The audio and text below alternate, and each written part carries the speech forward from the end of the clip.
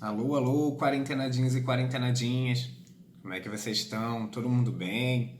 Todo mundo viu os exercícios que eu coloquei lá para vocês resolverem e tal, sobre o Foucault, relações de poder?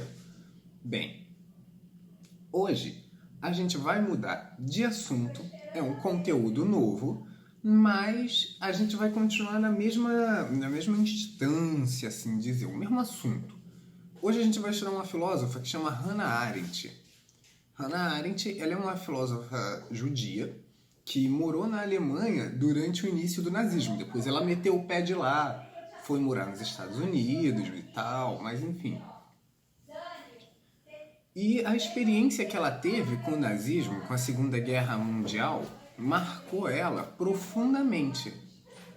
E ela se tornou uma filósofa muito avessa ao que ela vai chamar de totalitarismo ou de fascismo, né? Estados totalitários são aqueles estados autoritários, né? Estados onde ninguém pode falar nada, ninguém tem liberdade nenhuma para decidir nada, para fazer nada.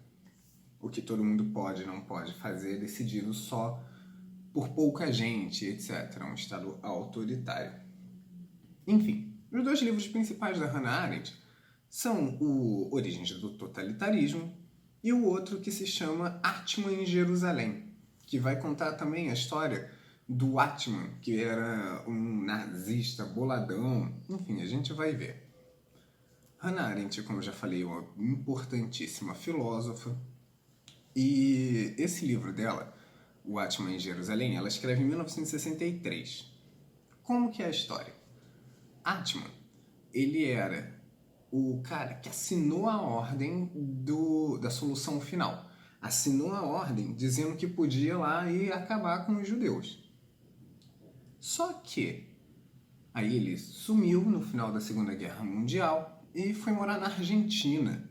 Ele veio morar aqui pertinho. Vários nazistas fugiram para a América do Sul, coisa louca. Enfim, aí ele foi morar na Argentina. Nisso que ele estava lá morando na Argentina, chega o serviço especial israelense, a Mossad, captura ele e leva ele para Israel, né, para Jerusalém, para ser julgado. E qual que é a defesa do Atman no julgamento dele? Ele vai dizer, olha, eu não sou esse vilão que vocês estão me pintando. Olha, eu não sou essa pessoa que sente prazer em ver o outro sofrer, eu não odeio essas outras pessoas, eu não quero exterminar elas. Eu sou só um burocrata, eu só seguia ordens. Eu tenho amigos, eu tenho família judia, eu não odeio pessoalmente nenhum judeu. Eu só seguia ordens. E aí não seguia ordens, né? E também, nisso de seguir ordens, ele não queria ser um baderneiro. Ele não queria ser alguém que criasse problemas. Ele não era muito problematizador. Ele era, então, alguém que só aceitava a ordem social. Só aceitava as regras impostas pela sociedade, os padrões impostos pela sociedade.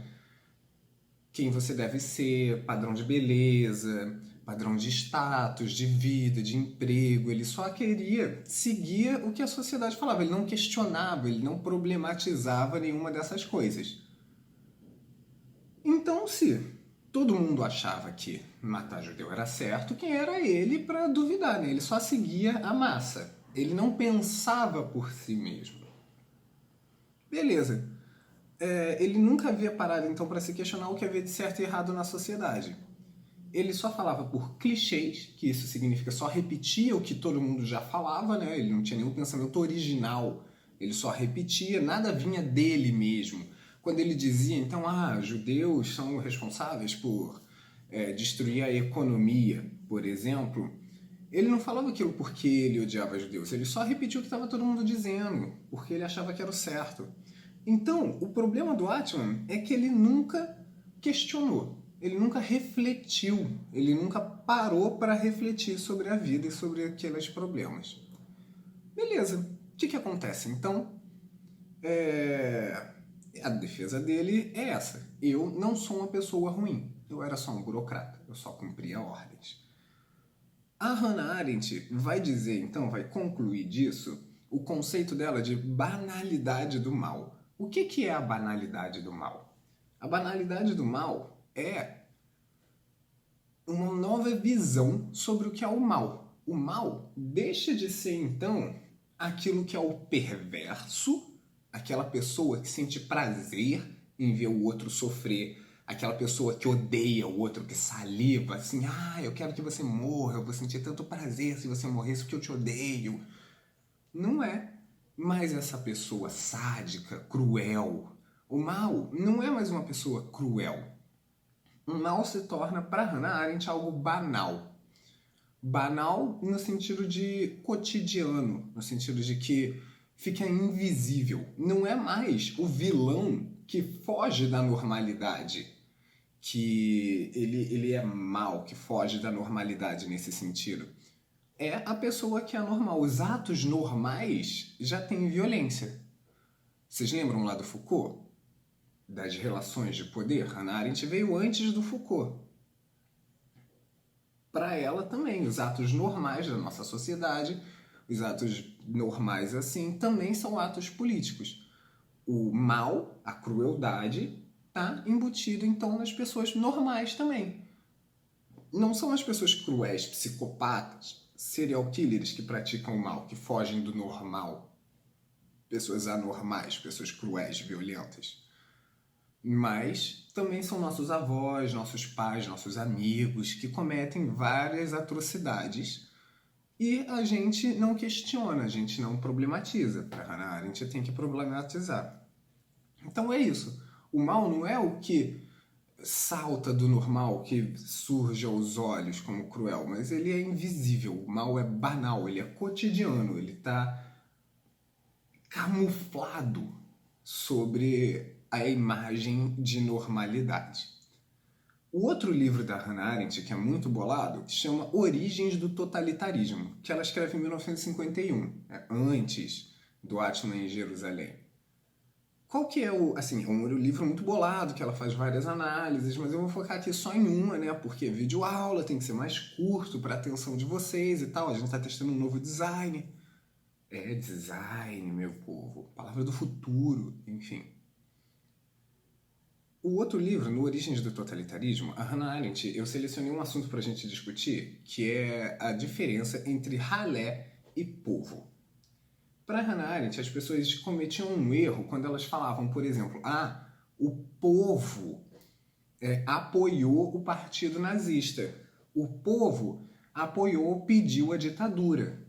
Enfim, para elas as pessoas erravam quando eles aplicavam esse conceito, o povo.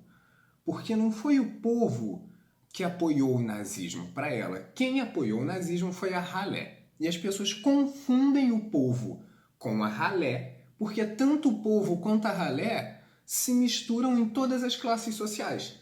Então, você tem médico, faz parte do povo, homem faz parte do povo, mulher faz parte do povo brasileiro.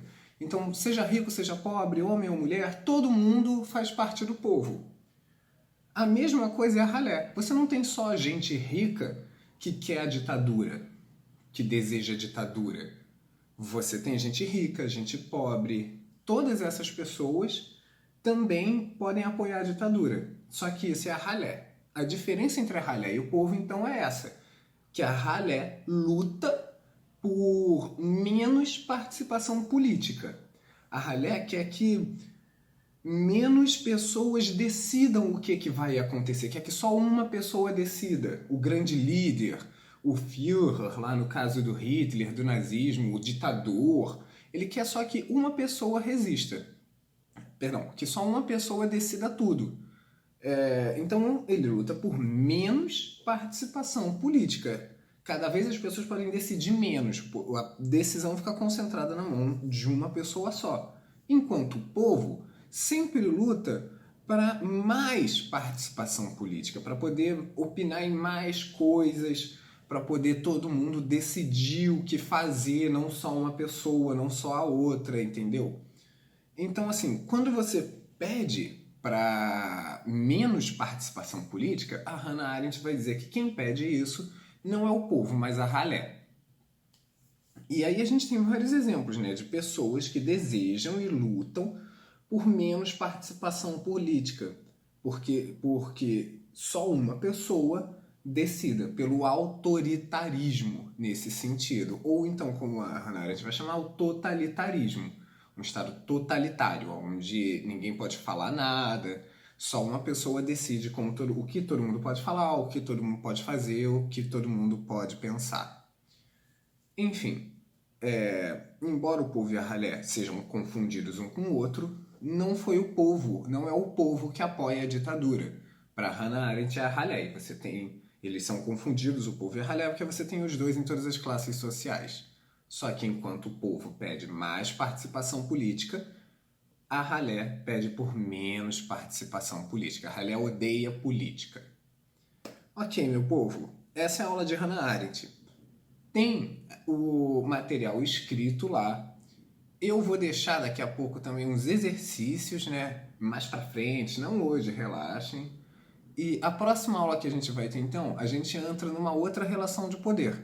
A gente teve o que é relação de poder, aí hoje a gente teve uma primeira relação de poder que se chama totalitarismo.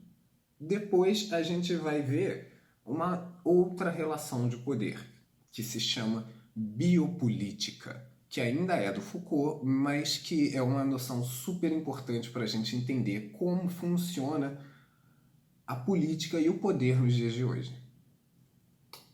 Beijinho, meu povo. Espero que vocês fiquem bem, quarentenadinhos e quarentenadinhas. A gente se vê semana que vem. Qualquer sugestão, qualquer ideia, se tiver confuso, se tiver chato, deixa uma mensagem lá que a gente arranja isso, né? Valeu, valeu!